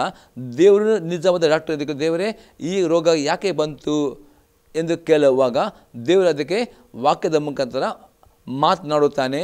ಇದು ನಿಮಗೆ ನಿಮ್ಮ ಪಾಪಕ್ಕೆ ಬಂತು, ನಿಮ್ಮ ಶರೀರದಕ್ಕೆಲ್ಲ ಅಜಾಗ್ರತೆ ಯಾವುದನ್ನು ತಿಳಿಯಪಡ ಹಾಗೆ ಅದಕ್ಕೆ ಪಶ್ಚಾತ್ತಾಪಟ್ಟುಕೊಂಡು ನಿಮ್ಮ ಜೀವಿತ ಸರಿಪಡಿಸಿದರೆ ದೇವರು ಮತ್ತು ನಿಮ್ಮ ತೆಗೆದ ಮೆಡಿಸಿನ್ನು ಅಲ್ಲಿ ಕಾರ್ಯವಾಗ್ತದೆ ಮತ್ತು ದೇವರು ನಿಮಗೆ ಅದ್ಭುತ ಗುಣ ಮಾಡುತ್ತಾನೆ. ಅದಕ್ಕೆ ಯೇಸು ದೇವರು ವಾಗ್ದಾನ ಕೊಟ್ಟಿದ್ದಾನೆ. ಈ ಮುಸಕನ ಪುಸ್ತಕ 15:26 ವಾಕ್ಯ. ಈ ವಾಗ್ದಾನ ಪ್ರಕಾರ ನೋಡಿದರೆ ದೇವರು ನಿಮಗೆ ಗ್ಯಾರಂಟಿ ಕೊಡ್ತಾನೆ, ಯಾವ ರೋಗ ನಿಮ್ಮನ್ನು ಮುಟ್ಟದಂತೆ. ಅದಕ್ಕೋಸ್ಕರ ಸಹಿತ ಈ ವಂಚನೆ ಒಳಪಡದೆ ಒಂದೇ ಕಂಡೀಷನ್, ದೇವರ ವಾಕ್ಯಕ್ಕೆ ವಿಧೇಯರಾಗಬೇಕು. ಯಾವುದೇ ಅವಿಧೇಯತೆ ಇದ್ದರೆ ಮಾತ್ರವೇ ಸಹಿತ ನಿಮ್ಮನ್ನು ರೋಗದ ಅಟ್ಯಾಕ್ ಮಾಡಲಿಕ್ಕೆ ಅವನು ಪರ್ಮಿಷನ್ ತಗೊಳ್ತಾನೆ. ಗುಣವಾಗಬೇಕಾದರೆ ಅದು ಬರಬಾರದೆ ನಿಮಗೆ ಕೊಟ್ಟ ಕಂಡೀಷನ್, ಕೊಟ್ಟ ಕೀವರ್ಡ್ ನಿಮಗೆ ಹೇಳ್ತಾರೆ. ಅದು ವಿಮೋಚಕನ ಪುಸ್ತಕ 15ನೇ ಅಧ್ಯಾಯದಲ್ಲಿ 26ನೇ ವಾಕ್ಯ. ವಿಮೋಚಕನ ಪುಸ್ತಕ 15 ಅದರಲ್ಲಿ 26ನೇ ವಾಕ್ಯ. ನೀವು ನಿಮ್ಮ ದೇವರಾದ ಇವನ ಮಾತನ್ನು ಶ್ರದ್ಧೆಯಿಂದ ಕೇಳಿ ಆತನ ದೃಷ್ಟಿಗೆ ಸರಿ ಬೀಳಲು ಮಾಡಿ ಆತನ ಆಜ್ಞೆಗಳಿಗೆ ವಿಧೇಯರಾಗಿದ್ದು ಆತನ ಕಟ್ಟಗಳನ್ನು ಅನುಸರಿಸಿ ನಡೆದರೆ ನಾನು ಐಗುಪ್ತ ಉಂಟು ಮಾಡಿದ ವ್ಯಾಧಿಗಳಲ್ಲಿ ಒಂದೂ ನಿಮಗೆ ಬರಗೊಳಿಸಲಿಲ್ಲ. ನಾನೇ ನಿಮಗೆ ಆರೋಗ್ಯದಾಯಕನು. ಹಾಗಾದರೆ ಈ ಸೈತಾನ ನಿಮ್ಮನ್ನು ವಂಚನೆ ಮಾಡಬಾರದು. ಹಾಗಾದರೆ ಮಾಡಬೇಕು, ಇಲ್ಲಿ ದೇವರು ವಾಗ್ದಾನ ಕೊಟ್ಟಿದ್ದಾನೆ. ಕಂಡಿದ್ದೇನೆ, ನೀವು ನಿಮ್ಮ ದೇವರನ್ನು ಮಾತು ಶ್ರದ್ಧೆಯಿಂದ ಕೇಳಿ ಆ ದೃಷ್ಟಿ ಸರಿ ಬೀಳಲು ಮಾಡಿ ಆತನ ಕಟ್ಟನ್ನು ಅನುಸರಿಸಿ ನಡೆದರೆ ನಾನು ಐಗುಪ್ತ ಉಂಟು ಮಾಡಿದ ವ್ಯಾಧಿ ಒಂದು ನಿಮಗೆ ಬರಗೊಳಿಸಿ ನಾನು ನಿಮಗೆ ಆರೋಗ್ಯದಾಯಕ. ಹಾಗಾದರೆ ಸೈತಾನ ನಿಮಗೆ ಯಾವ ವ್ಯಾಧಿನೂ ನಿಮಗೆ ಮುಟ್ಟದಂತೆ ತರದಂತೆ ನೀವು ಏನು ಮಾಡಬೇಕು, ಪ್ರತಿದಿನವೂ ಈ ಟಿ ವಿ ಮಧ್ಯೆ ವಾಕ್ಯ ಲಕ್ಷ್ಯ ಕೊಟ್ಟು ಕೇಳಿ, ಅದು ಮರೆತು ಬಿಡಿ ವಿಧೇಯರಾಗಿರಿ. ನಿಮ್ಮ ಸಭೆಯಲ್ಲಿ ಕೊಟ್ಟ ಸಂದ ಕೇಳಿ ವಿಧೇಯರಾಗಿರಿ. ದೇವರ ವಾಕ್ಯ ಓದಿ ವಿಧೇಯರಾಗಿರಿ. ವಿಧೇಯರಾಗುವಾಗ ದೇವರು ಗ್ಯಾರಂಟಿ ಕೊಡುತ್ತಾನೆ, ಯಾವ ರೋಗವು ಯಾವುದು ಮುಟ್ಟುವುದಿಲ್ಲ. ಹಾಗೆ ಸೈತನ ವಂಚನೆ ಒಳಪಡದಂತೆಯೂ ಆತ ಆಲೋಚನೆಯನ್ನು ನೀವು ತಿಳಿದುಕೊಳ್ಳಬೇಕು ಮತ್ತು ಅಪೊಸ್ತಲ ಪೌಲನಲ್ಲಿ ಹೇಳುವನು ಆಗಿದ್ದಾನೆ. ಈಗ 4ನೇ ಸಂಗತಿ ನೋಡ್ತೇವೆ, ಸೈತಾನನು ದೇವರ ವಾಕ್ಯಗಳನ್ನು ಕದ್ದುಕೊಂಡು ಹೋಗಲಿಕ್ಕೆ ಬಿಡಬಾರದು. ಮತ್ತೇನು ಬರೆಸುವಂತೆ 13ನೇ ಅಧ್ಯಾಯದಲ್ಲಿ 18 ಮತ್ತು 19ನೇ ವಾಕ್ಯ. ಬಿತ್ತುವವನ ವಿಷಯವಾದ ಸಾಮ್ಯದ ಅರ್ಥವನ್ನು ಕೇಳಿರಿ. ಯಾವನಾದರೂ ಪರಲೋಕ ರಾಜ್ಯದ ವಾಕ್ಯವನ್ನು ಕೇಳಿ ತಿಳುಕೊಳ್ಳದಿರುವಲ್ಲಿ ಸೈತಾನನು ಬಂದು ಆ ಮನುಷ್ಯನ ಮನಸ್ಸಲ್ಲಿ ಬಿತ್ತಿದ್ದನ್ನು ತೆಗೆದುಹಾಕುತ್ತಾನೆ. ಈ ಮನುಷ್ಯನೇ ಬೀಜ ಬಿದ್ದ ದಾರಿ ಮಗ್ಗುಲಾಗಿರುವವನು. ಯೇಸು ಕ್ರಿಸ್ತನು ಬಿತ್ತುವವನ ವಿಷಯ ಒಂದು ಸಾಮ್ಯ ಹೇಳ್ತಾನೆ. ಅಲ್ಲಿ ನೋಡ್ತೇವೆ ಇವತ್ತು ಈ ಟಿ ವಿ ಮಾಧ್ಯಮದಲ್ಲಿ ಅದರ ವಾಕ್ಯವು ನಿಮ್ಮ ಆತ್ಮ ಬಿತ್ತಲಪಡುತ್ತದೆ. ಈ ವಾಕ್ಯವನ್ನು ಕೇಳಿ ಅದನ್ನು ಅರ್ಥ ಮಾಡಿಕೊಳ್ಳದಿದ್ದರೆ ಕಡೆ ಅದು ಕೂಡಲೇ ನಿಮ್ಮಿಂದ ಮರೆತು ಹೋಗುವಾಗ ಕದ್ದುಕೊಂಡು ಹೋಗ್ತಾನೆ. ಅದಕ್ಕೆ ನೀವು ಆ ವಂಚನೆಗೆ ಒಳಪಡಬಾರದು ಎಂಬುದಾಗಿ ಯಾಕೋಬನ ಬರೆದ ಪತ್ರಿಕೆ 1ನೇ ಅಧ್ಯಾಯದಲ್ಲಿ 22ರಿಂದ 25ನೇ ವಾಕ್ಯದಲ್ಲಿ ನಾವು ನೋಡ್ತೇವೆ. ಜೇಮ್ಸ್ ಚಾಪ್ಟರ್ 1 ವರ್ಸ್ 22 ಇಂದ 25 ತನಕ. ವಾಕ್ಯದ ಪ್ರಕಾರ ನಡೆಯುವರಾಗಿರಿ, ಅದನ್ನು ಕೇಳುವವರು ಮಾತ್ರವೇ ಆಗಿದ್ದು ನಿಮ್ಮನ್ನೇ ಮೋಸಗೊಳಿಸಬೇಡಿ. ಅಪ್ಪಸ್ತಲ ಯಾಕಂದ್ರೆ ಅತಿ ಪ್ರಶ್ನೆ ಸೈತಾನ ನಿಮ್ಮನ್ನು ಹೇಗೆ ಮೋಸ ಪಡ್ತಾನೆ. ನೀವು ವಾಕ್ಯವನ್ನು ಚೆನ್ನಾಗಿ ಕೇಳ್ತೀರಿ, ಸಭೆಯಲ್ಲಿ ಕೇಳ್ತೀರಿ. ಅದು ಕೇಳಿದ ವಾಕ್ಯ ನೀವು ಅದು ಬರೀ ಕೇಳುವರಲ್ಲ, ಅದನ್ನು ಜ್ಞಾಪಕದಲ್ಲಿಡಬೇಕು. ಅದನ್ನು ಕೈಕೊಂಡು ನಡೆಯುತ್ತಾರೆ ನೀವು ಮೋಸ ಹೋಗೋದು. ಇಲ್ಲದೇ ಏನಾಗ್ತದೆ ಎಲ್ಲ ಪರ್ಸಲ್ಲಿ ಹಾಕೊಂಡ್ರೆ ನೀವು ಬರೀ ವಾಕ್ಯ ಕೇಳಿ ವಾಕ್ಯದ ನಡೆಯುವರಾಗಿರಿ. ಅದು ಕೇಳುವರು ಮಾತ್ರ ಆಗಿದ್ದರೆ ನೀವು ಬರೀ ವಾಕ್ಯ ಕೇಳುತ್ತೀರಿ, ಅದಕ್ಕೆ ವಿಧರಾಗಿದ್ದರೆ ನೀವು ಮೋಸ ಹೋಗಿತ್ತು. ಅನೇಕರು ಸೈತಾನ ಕಾರಣ ಎಂದರೆ ದೇವ್ರ ಸಭೆಯಲ್ಲಿ ಮಾತನಾಡ್ತಾನೆ, ಟಿ ವಿ ಮುಖ ಮಾತನಾಡ್ತಾನೆ, ವಾಕ್ಯವನ್ನು ಸ್ಟಡಿ ಮಾಡಿ ಮಾತಾಡಿದೆ. ನೀವು ಮಾತ್ರ ವಾಕ್ಯವನ್ನು ನಿಮ್ಮ ಜೊತೆ ಸ್ವೀಕಾರ ಮಾಡಿದ ನಿಮಿತ್ತವಾಗಿ ಸೈತಾನ ನಿಮ್ಮನ್ನು ಮೋಸಪಡಿಸ್ತಾನೆ ಮತ್ತು ಮೋಸ ಹೋಗ್ಕೊಂಡು ನಿಮಗೆ ಆಶೀರ್ವಾದವು ಅದು ತಡೆ ನೀಡುತ್ತದೆ. ಕಷ್ಟದ ಬಳಿಕ ಅವನಿಗೆ ಅನುಮತಿ ಸಿಗ್ತದೆ. ಅದಕ್ಕೆ ಅಲ್ಲಿ ಯಾಕೋಬನು ಹೇಳ್ತಾನೆ, ವಾಕ್ಯದ ಪ್ರಕಾರ ನಡೆಯುವರಾಗಿರಿ, ಅದು ಕೇಳುವರು ಮಾತ್ರವಾಗಿದ್ದು ಕೇಳುವರು ಮಾತ್ರವಾಗಿದ್ದು ನೀವೇ ಮೋಸಗೊಳಿಸಬೇಡಿರಿ. 23 ವಾಕ್ಯ ಈಗ ಹೇಳ್ತಾನೆ, ಯಾವನಾದರೂ ವಾಕ್ಯವನ್ನು ಕೇಳುವವನಾದರೂ ಅದರ ಪ್ರಕಾರ ನಡೆಯದಿದ್ದರೆ ಅವನು ಕನ್ನಡದಲ್ಲಿ ತನ್ನ ಹುಟ್ಟು ಮುಖವನ್ನು ನೋಡಿದ ಮನುಷ್ಯನಂತಿರುವನು. ಇವನು ತನ್ನ ನೋಡಿಕೊಂಡು ಹೋಗಿ ತಾನು ಈಗಿದ್ದನೆಂಬುದನ್ನು ಆ ಕ್ಷಣವೇ ಮರೆತು ಬಿಡುವನು. ಪರದಲ್ಲಿ ಅಪ್ಪಸ್ತಲ ಯಾಕೆ ಅತಿ ನೀವು ವಾಕ್ಯ ಕೇಳಿ ಅದನ್ನು ಕೈಕೊಂಡು ನಡೆದಿದ್ದರೆ ಅದು ಇಮಿಡಿಯೇಟ್ ಮರೆತು ಹೋಗ್ತದೆ. ಅದಕ್ಕೆ ಕೇಳಿದ ವಾಕ್ಯ ಇಮಿಡಿಯೇಟ್ ಏನು ಮಾಡಬೇಕು, ಅದನ್ನು ಸ್ವೀಕಾರ ಮಾಡಬೇಕು, ಜ್ಞಾಪಕದಲ್ಲಿ ಕೈಕೊಂಡು ನಡೆಯಬೇಕು. ಆಗ ನೀವು ಮೋಸ. ಅದಕ್ಕೆ 20 ವಾಕ್ಯ ಇರ್ತದೆ, ಆದರೆ ಬಿಡುಗಡೆಯುಂಟು ಮಾಡುವ ಸರ್ವೋತ್ತಮ ಧರ್ಮ ಪ್ರಮಾಣವನ್ನು ಲಕ್ಷ್ಯ ಕೊಟ್ಟು ನೋಡಿ ಇನ್ನೂ ನೋಡುತ್ತಲಿರುವವನು ವಾಕ್ಯವನ್ನು ಕೇಳಿ ಮರೆತು ಹೋಗುವನಾಗಿರದೆ ಅದರ ಪ್ರಕಾರ ನಡೆಯುವನಾಗಿ ತನ್ನ ನಡತೆ ಅಂದರೆ ಧನ್ಯನಾಗೋನು. ಹಾಗಾದರೆ ನೀವು ಧನ್ಯರಾಗಬೇಕಾದ್ರೆ ಯಾಕೆ ಬರ್ತದೆ, ಏನು ವಾಕ್ಯ ಕೇಳಿತೀರಿ ಟಿ ವಿ ಮಾಧ್ಯಮದಲ್ಲಿ ಅದರ ಸಭೆಯಲ್ಲಿ ಅದನ್ನು ಲಕ್ಷ್ಯ ಕೊಡಬೇಕು. ಅದನ್ನು ಲಕ್ಷ್ಯ ಕೊಟ್ಟು ನಿಮ್ಮ ಮನಸ್ಸಲ್ಲಿ ಅದು ಜ್ಞಾಪಕ ಇಟ್ಟುಕೊಳ್ಬೇಕು ಮತ್ತು ಪುನಃ ಅದನ್ನು ಧ್ಯಾನ ಮಾಡಿ ಅದು ಏನು ಎಂಬುದು ಪುನಃ ಅರ್ಥ ಮಾಡಿ ಅದಕ್ಕೆ ವಿಧೇಯರಾದರೆ ಮಾತ್ರವೇ ನಿಮ್ಮ ಎಲ್ಲ ನಡತೆಯಲ್ಲಿ ಧನ್ಯರಾಗುತ್ತದೆ. ಒಂದು ವೇಳೆ ನೀವು ವಾಕ್ಯವನ್ನು ಬರೀ ಕೇಳಿಕೊಂಡು ಮರೆತು ಬಿಡುವುದರೆ ಸೈತಾನ ಮೋಸಪಡಿಸ್ತಾನೆ ಮತ್ತು ಮೋಸ ಹೋದವನಾಗ್ತಾನೆ. ಯಾವ ಆಸೆ ಹೊಂದಿಕೊಳ್ಳದೆ ಕಷ್ಟದಲ್ಲಿ ಉಳಿಯುತ್ತೆ. ಹಾಗಾದರೆ ಪೌಲ ಅದಕ್ಕೆ ಹೇಳ್ತಾನೆ, ಸೈತಾನ ಇವತ್ತು ತುಂಬ ವಂಚಕನಾಗಿದೆ. ಈ ರೀತಿ 4 ಸಂಘದಲ್ಲಿ ಈ 4 ರೀತಿ ಆತನಿಗೆ ವಂಚಿಸ್ತಾನೆ. ಅದಕ್ಕೆ ನೀವು ಒಂದು ವಂಚಿಸ್ತಾನೆ, ಪಾಪವನ್ನು ಮಾಡಿ ವಂಚಿಸುವಾಗ ನೀವು ದೇವರ ವಾಕ್ಯದ ಮುಖದ ಆತನನ್ನು ಎದುರಿಸುವರಾಗಬೇಕು. ಎಲ್ಲಿ ಅದನ್ನು ನಿಮಗೆ ದೇವರ ಬಗ್ಗೆ ನಿಮ್ಮ ದೂರ ಹೇಳಲಿಕ್ಕೆ ಅವನು ಹೇಳದಂತೆ ನೀವು ಇಮ್ಮಿಡಿಯೇಟ್ ಪಾಪನ ಅರಿಕೆ ಮಾಡಬೇಕು, ವಾಗ್ದಾನ ಅರಿಕೆ ಮಾಡಬೇಕು, ನಿಮ್ಮ ಸರನ್ನು ಕುರಿತು ಹಾಕುವರಾಗಬೇಕು. 3ನೇದಾಗಿ ರೋಗಗಳು ಬರದಂತೆ ದೇವರ ಪ್ರತಿ ಆಜ್ಞೆಗಳಿಗೆ ವಿಧೇಯರಾಗಬೇಕು. ಆಗ ನಿಮಗೆ ರೋಗಗಳು ಆಗುವುದಿಲ್ಲ. 4ನೇದಾಗಿ ಏನು ದೇವರ ವಾಕ್ಯ ಕೇಳುತ್ತೀರೋ ಅದನ್ನು ಮರೆತು ಹೋಗದಂತೆ ಜ್ಞಾಪಕದಲ್ಲಿ ಅದಕ್ಕೆ ನೋಡಿದರೆ ನೀವು ಎಲ್ಲ ಸಹಿತ ವಂಚನೆಯಿಂದ ಸುರಕ್ಷಿತರಾಗ್ತೀರಿ ಮತ್ತು ಅದನ್ನು ಸೋಲಿಸ್ತೀರಿ ಮತ್ತು ದೇವರ ಆಶೀರ್ವಾದ ಹೊಂದಿಕೊಳ್ಳಿ ನಿಮಗೆ ಸಾಧ್ಯವಾಗ್ತದೆ. ಪ್ರಾರ್ಥನೆ ಮಾಡೋಣ. ತಂದೆಯವರ ಸ್ತೋತ್ರವನ್ನು ಕೊಂಡಾಡ್ತೀನಿ ದೇವ. ಇದರ ಪ್ರತಿಯೊಬ್ಬ ವೀಕ್ಷಕರು ಈ ಸೈತಾನ ಯಾವುದಿದೆ ವಂಚನೆಗೆ ಒಳಪಡದೆ ಎಲ್ಲ ಸಹಿತ ವಂಚನೆಯಿಂದ ಅವರು ಎಚ್ಚರವಾಗಿಕೊಂಡು ಆ ಸೈತಾನನ್ನು ಜಯಿಸಿ ನಿಲ್ಲುವಂತೆ ಕೃಪೆಯನ್ನು ಕೊಡಬೇಕು ಎಂದು ನಾನು ಬೇಡಿಕೊಳ್ಳುತ್ತೇನೆ ಯೇಸು ಕ್ರಿಸ್ತನ ನಾಮದಲ್ಲಿ. ಆಮೇನ್. ನಾನು ತಿಳಿಸಿ ಬೇಡಿಕೊಳ್ಳುವ ತಂದೆಯವರ ಪ್ರೀತಿಯು, ಯೇಸು ಕ್ರಿಸ್ತನ ಕೃಪೆಯು, ಪವಿತ್ರ ಅನ್ಯೋನ್ಯತೆಯು ಸದಾಕಾಲವು ನಮ್ಮೆಲ್ಲರ ಈ ವೀಕ್ಷಕರ ಪ್ರತಿಯೊಬ್ಬ ಸಂಘದಲ್ಲಿ. ಆಮೇನ್. Praise the Lord. ದೇವರು ನಿಮ್ಮನ್ನು ಆಶೀರ್ವಾದ ಮಾಡಲಿ.